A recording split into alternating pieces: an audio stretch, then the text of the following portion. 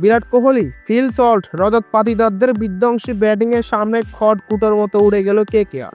মৌসুমের প্রথম ম্যাচেই লজ্জাহারের সম্মুখীন ডিফেন্ডিং চ্যাম্পিয়নরা। প্রথমে ব্যাটিংয়ে মিডল অর্ডারের ব্যর্থতা এবং পরে বোলিং অ্যাটাকের জঘন্য পারফরম্যান্স, ফলে কোনো লড়াই দিতে পারল না নাইটরা। অপরদিকে অন্যান্য বারের থেকে এবারে আরসিবি যে আলাদা তা প্রথম ম্যাচে বোঝা গেল। বোলিংয়ে খারাপ পরিস্থিতি থেকে কামব্যাক ও ব্যাটিংয়ে একতরফা খেলল বেঙ্গালুরু।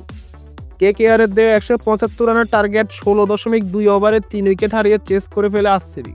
টস হারার পর ইনিংসের শুরুটা ভালো হয়নি কেকেআরের। 4 রান করে আউট হন কুইন্টন ডি কক। এরপর কেকেআরের ইনিংসের রাজ ধরেন অধিনায়ক আজিঙ্ক্য রাহানে ও সুনীল নারিন। বিধ্বংসী ব্যাটিং করেন রাহানে, মারকাটারি ব্যাটিং করেন নারিনও।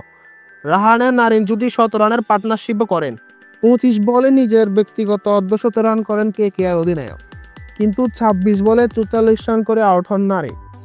জুটি ভাঙতে বেশি সময় ক্রিজে থাকতে পারেননি রাহানেও। 31 বলে 56 রান করে আউট হন তিনি। এরপর কেকেআরের মিডল অর্ডার পুরো ব্যর্থ হয়। Venkatesh Iyer 6, Rinku Singh 12, Andre Russell 4 run করে আউট হন। 107 রানে 1 উইকেট থেকে 150 রানে 6 উইকেট হয়ে যায় কেকেআরের। কিছুটা লড়াইয়ের চেষ্টা করেন রঘুবংশী, 30 রান করেন তিনি। শেষ পর্যন্ত 20 ওভারে 174 রান সংগ্রহ করে নাইটরা। জবাবে রান তাড়া করতে নেমে সল্ট ও বিরাট কোহলির বিধ্বংসী ব্যাটিং। পাওয়ার প্লেতে রান 70 পার, দুজনেই তুলে নিয়েছেন 50 এবং প্রথম ম্যাচে দলকে এনে দিয়েছেন জয়।